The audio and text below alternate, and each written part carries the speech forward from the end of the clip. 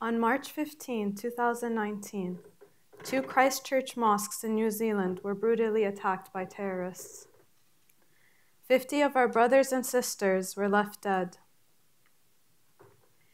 These attacks were considered to be one of the most significant events worldwide for 3 reasons.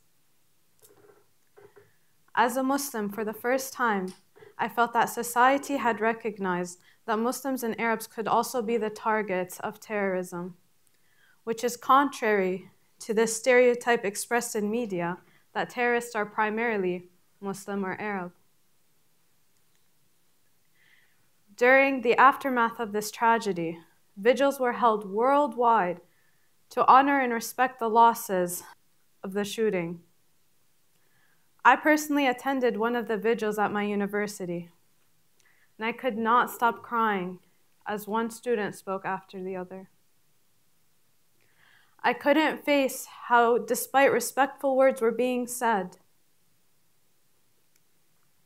those words weren't changing the now, and they did not fill my hollow heart. I couldn't stand to think that all what I was doing was standing, and so was everyone else.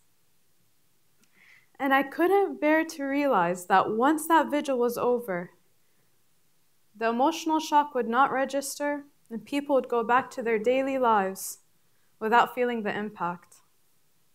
And I was so disheartened, and I wept so angrily. And I said that we shouldn't only come together over hate, but love as well.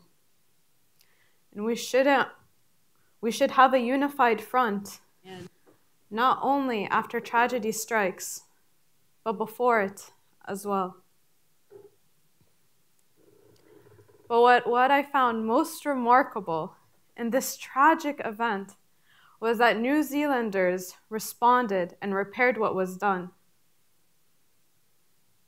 In 1 month after the shooting, just 1 month, members of the parliament voted 119-1 in favor of banning semi-automatic weapons. The image of New Zealand's Prime Minister Jacinda Ardern wearing the hijab to honor and respect the victims of the shooting was highly publicized. The image's increased popularity symbolized that now is the time to unite. But wearing the hijab itself also symbolized that love and humanity should not discriminate. And granted, New Zealand reacted just like the rest of the world. But even after tragedy had struck and passed, it sustained its sense of solidarity to prevent future acts of violence. A community reactive to tragedy must always mature into a proactive one in response to tragedy. It may sound simple, but too often do we react by resharing posts and photographs of violent attacks and feel as though we have significantly contributed to the cause. Sharing such content would only impact your followers for a short amount of time, and then they scroll past. And it's almost as if that cause was forgotten or dismissed. And we can do so much better than that. And even after we learn that information that we see, we must be able to translate from our technological screens what we learn into our personal lives without forgetting the cause once the emotional response is removed. We are distractingly reactive.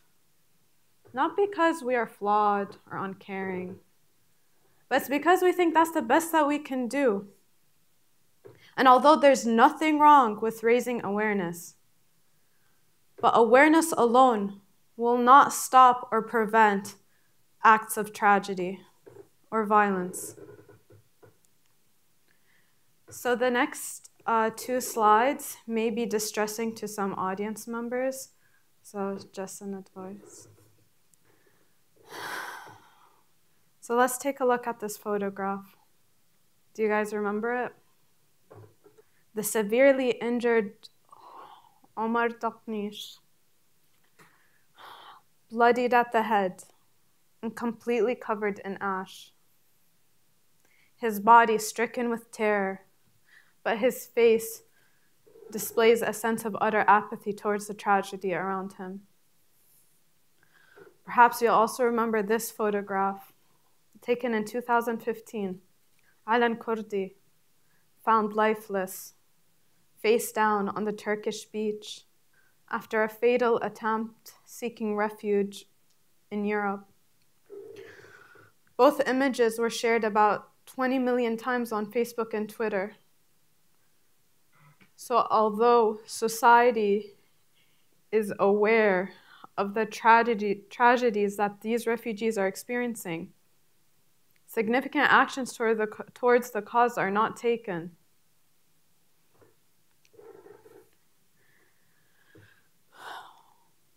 So according to the Syrian Observatory for Human Rights, statistics show that since the beginning of the war, the situation in Syria has not gotten better, and if anything, worse. In 2016, the death toll was at 470,000. And in 2018, that toll risen up to 511,000. And in 2019, we're over 500,000. 500,000. And that is just one tragedy. Syria has been a war-torn country for almost 8 years. And during that time, countless of families could not visit their home country, including my own. And during that time, 3 of my own grandparents passed away, and I couldn't show them how much I've grown. My aunt lost her home to the war. My grandma lost her home to the war. So although society was aware of the tragedies that Syria was facing through social media, that awareness did not invoke significant actions. And I can honestly say, for the past 4 years, I did not look at any news reporting, photograph, video related to the Syrian war. And these were my people. And I remember I came across a 10-second clip of some violent attack happening there. And I could not stop crying to my mom over the phone about injustice.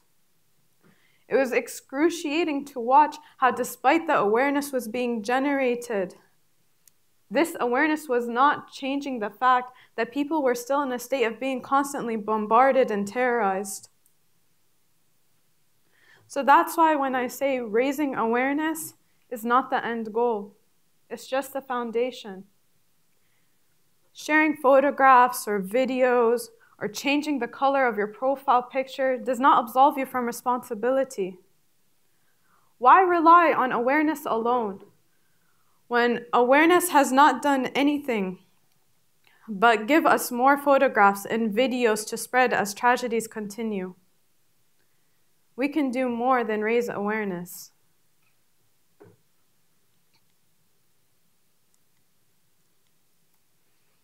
And so, the utility in raising awareness is that it moves us and inspires us to go and try to make a difference, take action. So through that inspiration, don't be afraid to voice the injustice just because it might set a precedent. And don't be afraid when a discussion develops afterwards. And don't be afraid if you're questioned in that discussion, because it's not about who's smarter. It's about sharing what you think you understand and being willing to improve that understanding. Keep an open mind and welcome knowledge that is new or challenging to you. Because if you don't voice the injustice and place a not my problem mentality, it just shows that you are aware of the problem and you're not willing to do anything about it. And if you're not willing to do anything about it, the other side wins.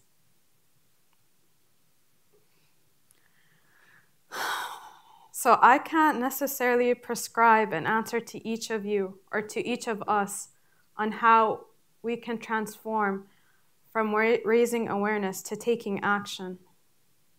But I can say that if we were to change our society indefinitely from being reactive to proactive, it starts by making an individual shift from being aware into taking action, like donating money to a cause, or helping a refugee family settle into your local area, or simply making a call to a local representative. And we should address international topics as well. We should talk about the Sudan massacre, as opposed to solely showing our support by changing our profile picture to blue. We should talk about Gaza. Why are we still waiting? Will humanity only take action when the death tolls are too high? I believe we have the ability to take action and actually contribute to make a difference, but it all starts within us. And trust me when I say that actions will unify our human race much more efficiently than raising awareness alone. And so the next time tragedy occurs, mourn, react, but make sure to take action. Inspire your community as well. Mold your individualism into a helping hand into society to help the human race and unify us all. So, I'm going to leave you with a quote that Albert Pine once said. What we do for ourselves dies with us. What we do for others and the world remains and is immortal. Thank you.